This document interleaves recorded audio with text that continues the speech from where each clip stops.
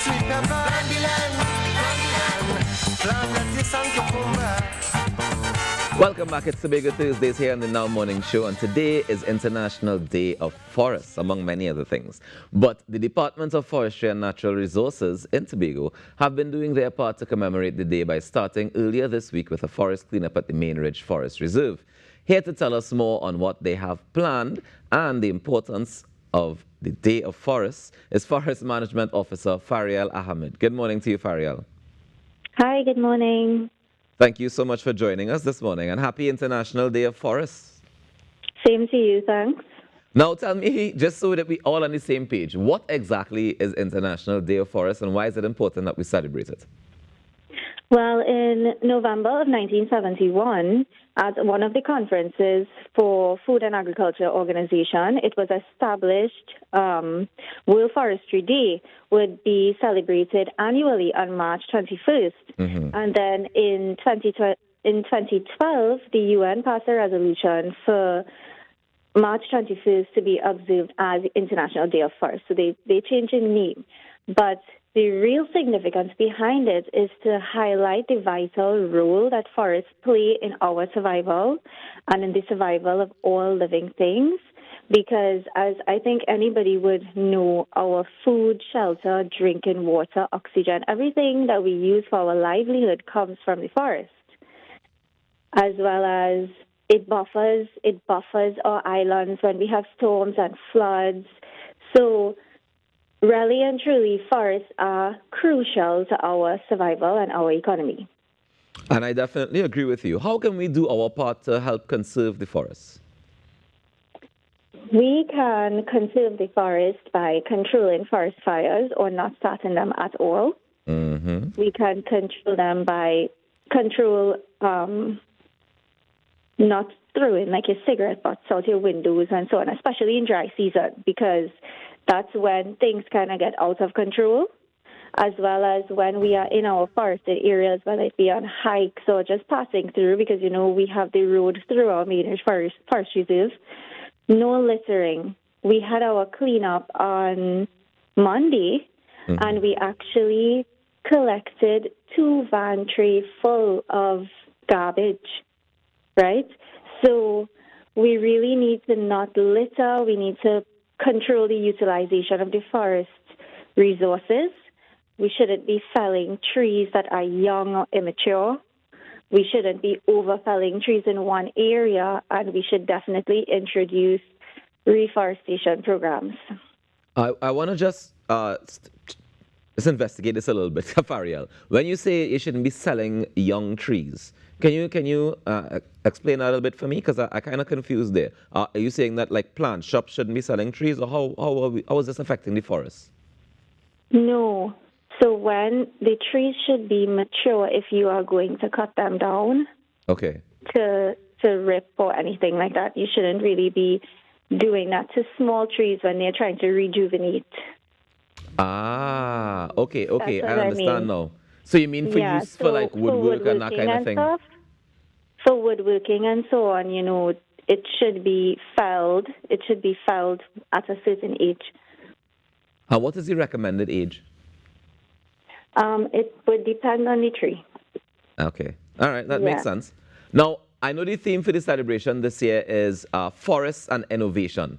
How can we use this theme, or what does this theme mean in terms of us here in Trinidad and Tobago? Well, this project specifically, when we saw the theme for 2024, for International Day of Forests, my fellow co-worker and I decided that we wanted to do an exhibition that would raise awareness and educate the public at all levels about the role of forests in our lives and the economy.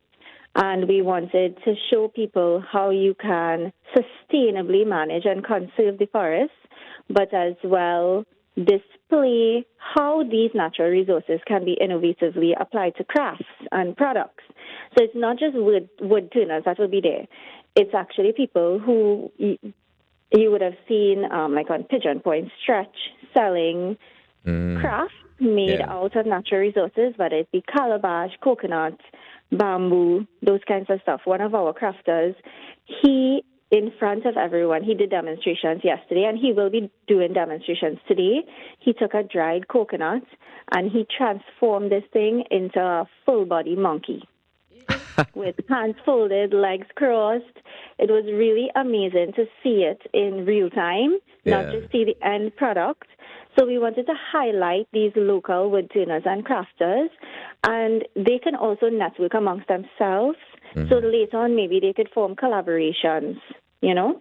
Lovely. Also, so tell us, Farielle, where is this happening, and when is it happening, and how much does it cost to be a part of it? It's totally free, free entry. It's at the Botanic Gardens in Scarborough, and we started it yesterday. We also have it today from 10 a.m. to 6 p.m. Okay, and so that means anybody can come on down and take part? Anybody can come on down. The vendors, we have vendors there who will be selling food and drink, as well as we have all the exhibitors who are allowed to sell. But it's not just about seeing their products and selling. We also have some of our exhibitors bring in their tools, and we'll be showing how to use the tools. One of the men that would be there, he uses only manual tools. So he has his tools from way back. Yesterday, one of the schools that came, the children were really excited about it. So that made us happy to know that our project goals are being achieved. But today, he would actually be allowing people to try it themselves. So today is going to be even more exciting. Yeah, it sounds like it definitely is. And I imagine seeing that transformation of the coconut into a piece of art would be something definitely not to be missed, and especially if they're doing more things like that, we look forward to seeing it. Before we go, Farielle, I just want you to remind Trinidad and Tobago, why is it that we need to celebrate today, and the importance of conserving the forest itself? Well, as I was telling you before, the role of the forest is crucial to our survival. Not only does it buffer our islands from the impacts of the storm and the floods, but we have a global problem of climate change and global warming. And our forests, our trees, they have the capacity to remove carbon from the atmosphere, store it, and combat climate change for us. It also reduces the greenhouse gas emissions to prevent global warming and prevent our Earth from reaching extreme temperatures.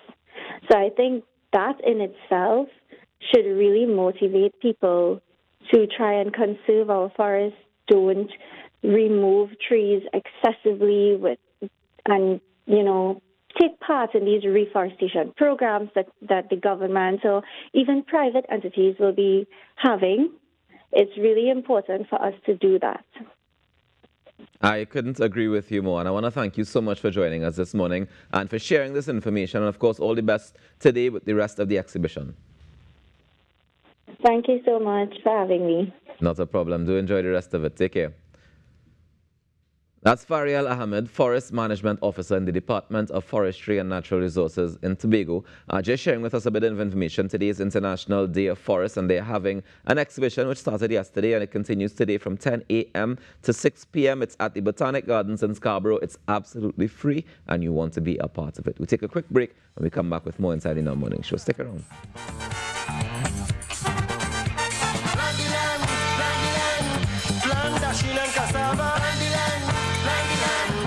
Some fig and sweet pepper. Plant lettuce and cucumber.